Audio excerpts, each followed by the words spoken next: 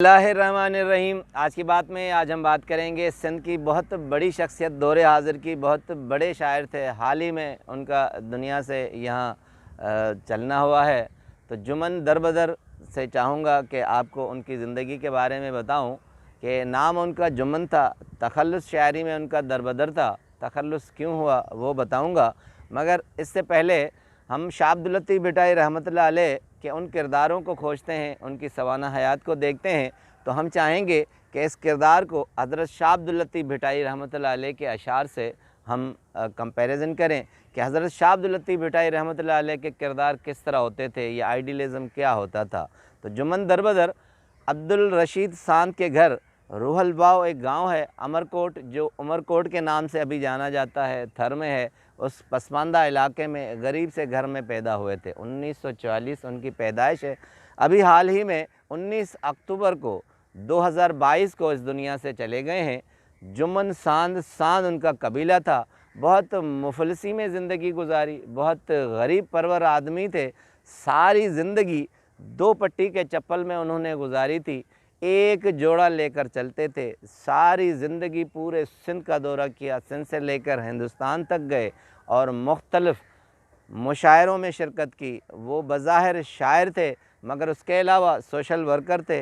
एक खाहोड़ी किरदार थे। शाह अब्दुल लतीफ़ भिटाई रहमतुल्लाह अलैह का एक सुर है, खाहोड़ी उसको कहते हैं जो बहुत जुस्तजू करे, जो हमेशा जिद्दोजहद में रहे, जो हमेशा कभी भी थकन की बात न करे। वो उसी किरदार पे पूरे उतरते थे। इसके अलावा ड्रामा नवीस थे, ड्रामा लिखते भी थे, ड्रामों में काम भी किया है और थोड़ी बहुत गुलकारी करते थे। अपनी शायरी को अपने आवाज़ में गुनगुनाते थे। बहुत मीठी और मधुर आवाज़ थी। इनकी अपनी एक ऑटोबायोग्राफ़ी है, वठी हर हर जन्म अरबो, चाहूँगा उससे इक़्तिबास करूँ। और उसके अलावा एक कंपाइलेशन है मज़ामीन की, रतिय लालान में मिलबो, उसमें उनके ख़ानदान के लोग, दोस्तों ने उनके मुतालिक जो कमेंट्स दिए हैं। इनकी सबसे मशहूर जो गज़ल थी वो बहुत मशहूर थी। कमोबेश 20 से 25 साल तक सिंध पर उसने राज किया था। बहुत से गुलकारों ने उसे गाया था। वो मिसरा क्या था, वो गज़ल क्या थी कि वठी हर हर जन्म मरबो, मिठा मेहरान में मिलबो, ख़त्म ऊंदा हथी वेंदी, रतिय लालान में मिलबो। यानी मैं इस दुनिया से, इस धरती से अगर चला भी जाऊंगा, मगर मैं फिर भी बार बार जन्म लेकर इसी मोहब्बत और इसी शिद्दत के साथ दोबारा जन्म लूँगा। ये एक अक़ीदत थी, नज़रिया नहीं था, ये ख़याल था। उसे अपनी मिट्टी के साथ इतनी वालिहाना मोहब्बत थी कि वो हर वक्त जो भी बात करते थे वो अपनी ज़मीन और मिट्टी से शुरू करते थे और वहीं ख़त्म करते थे। उनके पोते हैं, उन्होंने कहा कि हमने अपने दादा से पूछा था कि आप इस मुफलसी में, सादगी में गुजारते हैं, कपड़ों का एक जोड़ा अगर हिंदुस्तान भी जाएं उसी को पहने रहते हैं और सादा सी चप्पल पहनते हैं, तो इसकी क्या वजह है। तो उन्होंने कहा था, कहते हैं पोते ने, कि दादा ने हमें कहा था कि बेटे देखो, हमेशा आदमी का किरदार ज़िंदा रहता है, आदमी के कपड़े और नमूद नुमाइश कभी भी ज़िंदा नहीं रहती। और यही वजह थी कि उसने अपने किरदार को ज़िंदा रखा और अपने किरदार को अमर किया। इसके अलावा आते हैं कि जुमन उनका नाम था। दरबदर शायरी में किस तरह हुआ, उनके मुर्शिद थे, बहुत कम लोग जानते हैं। मखदूम तालिबुल मौला सियासी शख्सियत जानते हैं, मगर वो बहुत बड़े शायर थे, पैदाइशी शायर थे और उनकी असल शनाख्त भी शायरी थी। कहते हैं अपनी ऑटोबायोग्राफ़ी में कि मैं उनके पास गया था तो 3 तखल्लुस लिख कर लेके गया था कि मुर्शिद मैं शायरी करना चाहता हूँ, मैं कौन सा तखल्लुस इस्तेमाल करूँ। एक साइल का तखल्लुस था, एक घायल का तखल्लुस था, तीसरा जुमन दरबदर का तखल्लुस था। तो कहते हैं मेरे मुर्शिद मखदूम तालिबुल मौला ने दरबदर पर टिक किया था, कहा कि ये दरबदर वो खाक बशर वाला नहीं है, ये अरबी का दरबदर है। अरबी में कहते हैं बदर चाँद को, दर चेहरे को कहते हैं। तुम्हारा चाँद सा चेहरा है और तुम्हें बहुत इस तखल्लुस से शोहरत मिलेगी। इसमें कोई भी शक नहीं है कि जुमन दरबदर ने दौरे हाज़िर में सिंध में इतना बड़ा नाम किया था कि हर ख़ास व आम को उसकी शायरी याद होती है। एक ये भी है कि उसने सहरे भी लिखे हैं, शादियों के गीत भी लिखे हैं। एक जुमला कहा जाता है, अगर सिंध में कहीं शादियां होती हैं, सहरे गाए जाते हैं, तो 360 सहरों में 150 सहरे जुमन दरबदर के होते हैं। और सिंध में कहीं भी जलसे होते हैं, अगर जलसों में 10 अशार कोई भी कौमी हों या मोहब्बत के रोमांस के हों तो उसमें जुमन दरबदर के 4 अशार ज़रूर मौजूद होते हैं। अब आते हैं उनकी ऑटोबायोग्राफ़ी पर, और ऑटोबायोग्राफ़ी में बहुत दिलचस्प बात करते हैं और अपनी सच्चाई की बात करते हैं। कहते हैं अब्दुल वाहिद आरी सर, वो भी बहुत बड़े सिंध के राइटर हैं, कहते हैं हम एक ही खत्ते के थे।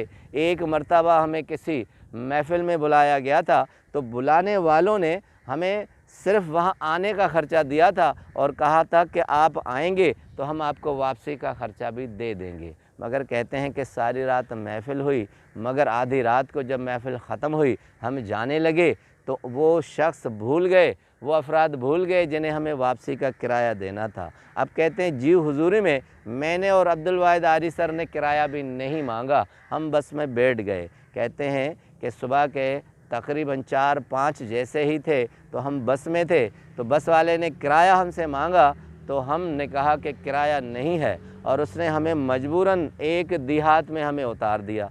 हम दोनों वहीं से उतरे और पैदल गांव की तरफ चलने लगे। देखा कि एक शादी का एहतमाम है, शादी में गाने बजाए जा रहे हैं, गाए जा रहे हैं। हम उस टेंट में घुस गए।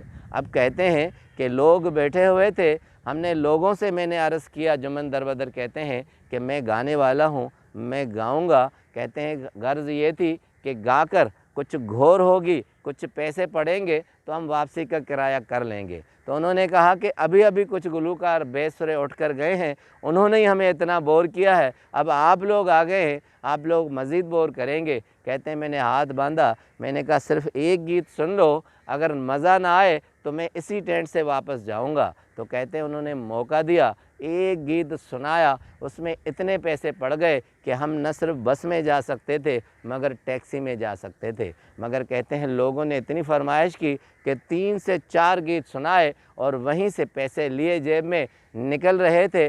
तो कुछ यूनिवर्सिटी के शागिर्द थे, उन्होंने अब्दुल वाहिद आरी सर को पहचान लिया, कहा कि आप तो वो लिखारी हैं, आप तो वो अदीब हैं। तो उन्होंने कहा नहीं, मैं लिखारी नहीं हूँ। वो लड़के यूनिवर्सिटी के उसकी किताब ले आए, उसकी किताब के बैग से उसको फ्लेपर दिखाया, कहा आप यही हैं। मजबूरन हमें रात को रहना पड़ा और उसके बाद उन्होंने एक दिन मज़ीद हमें रखा और इल्म बहस मुबाहिस की बातें करने लगे।